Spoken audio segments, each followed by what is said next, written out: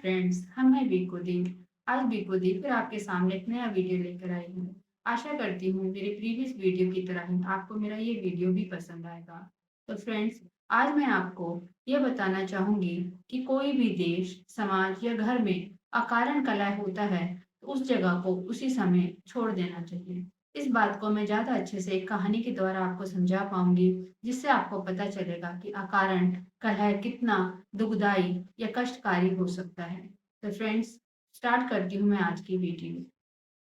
एक देश का एक राजा था। उसके दो पुत्र थे जो बहुत ही ज्यादा आलसी थे। वो दिन भर घर में पड़े रहते थे। राजा ने उनके मनोरंजन के इंतजाम के लिए घोड़े, भेड़, बंदर, हाथी, न जाने कितने जानवरों का इंतजाम कर रखा था। उनके जो बेटे थे, राजकुमार, वो हमेशा ही विलासिता में अर्थात खाना पीना, घूमना फिरना, इसी में लगे रहते थे।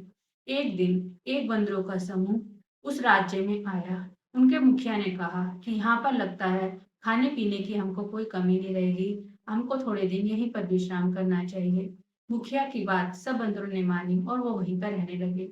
उन्होंने देखा वहां पर खाने पीने की कोई कमी नहीं थी। दिन भर बैठे बैठे हजारों व्यंजन उनके पास आमने सामने बिखरे पड़े रहते थे। तो फ्रेंड्स, एक दिन जो उनका मुखिया था, उसको रसोई से कुछ कलह की, मतलब कुछ लड़ाई झगड़े की आवाज आई। उसने देखा कि एक भेड़ बार बार अंदर रसोई में जाती और जो वहां का रसोईया है वो उसको बार बार किसी ना किसी चीज से मारकर भगा देता। एक दिन हुआ, दो दिन, तीन दिन, मुखिया दो चार दिन से ये देखता ही रहा। उसको कुछ अच्छा सा नहीं लगा। उन्होंने अपने बंदरों को, सारा समूह को अपने पास बुलाया और कहा कि चलो हम यहाँ से चलते हैं। बंदरों को तो वहां पर बहुत मजा आ रहा था। उन्होंने कहा, मुखिया ऐसा क्या हो गया जो हमें यहाँ से आप चलने के लिए कह रहे हैं? मुखिया ने कहा, देखिए यहाँ पर अकारण कलह हो रहा है। एक दिन, दो दिन, तीन दिन, मैंने ना जाने कितने दिन देखा, परंतु ये कलह तो बढ़ता ही जा रहा है। और ये कलह किसी न किसी दिन हम सब के लिए किसी न किसी मुसीबत का कारण बन जाएगा। बंदरों को तो वहां के स्वाद का मजा आने लगा था। उन्होंने अपने मुखिया अर्थात बड़ों की बात नहीं मानी। तो फ्रेंड्स, ऐसा ही होता है। जब भी हम अपने बड़ों की बात नहीं मानते हैं, जब भी वो हमारे लिए कोई अच्छी सलाह दे रहे होते हैं और हम उनको नहीं मानते, तो किसी न किसी मुसीबत मुसीबत में फंस जाते हैं। उसी तरह से उन बंदरों ने भी अपने मुखिया की बात नहीं मानी। उन्होंने कहा कि अगर आप जाना चाहते हैं तो आप चले जाइए, परंतु हम तो यहीं पर ही रहेंगे। तो उन्होंने मुखिया ने कहा कि देखिए कि सही है, आपकी जो इच्छा है वो करिए। मेरा सिर्फ धर्म था कि मैं आपको किसी बुरी घटना से आगाह कर दूं। तो उन्होंने बंदरों को वहीं छोड़ा और वो अपनी समझदारी का निभाते हुए वहां से चले गए। इसी तरह रोज कलह होता रहा। भेड़ अपनी आदत से सुधार नहीं पा रहा था। वो जब भी खाने की खुशबू सूंघता, वह हमेशा रसोई में घुस जाता।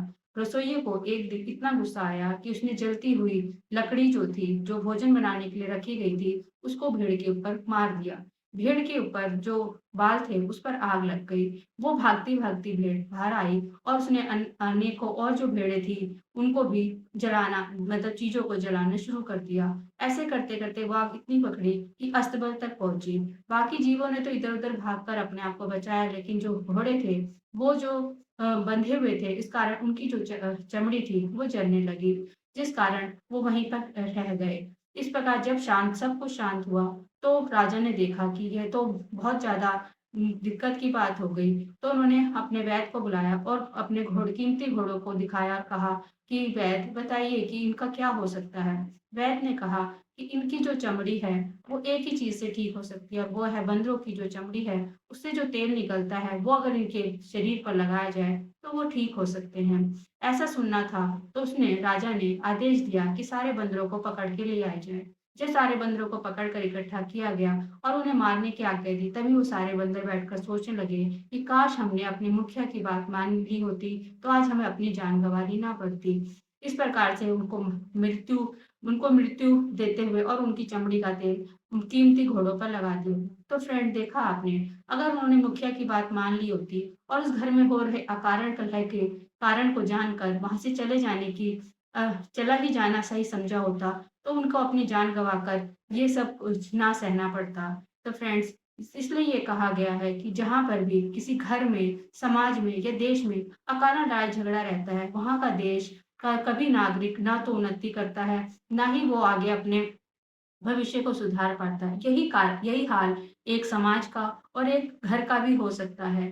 तो फ्रेंड्स, जहाँ पर भी अकारण लड़ाई झगड़ा होता हो या अगर हो सके तो उसे छोड़ दें और अगर ना हो तो उसे उसका समाधान खोजने की कोशिश करें। आशा करती हूँ आपको मेरी ये कहानी पसंद आई होगी और इसमें जो गहरा अर्थ है उसको आप समझ पाएँगे। ऐसे ही कुछ नई बातों के साथ भी खुद ही फिर आपके सामने आएगी।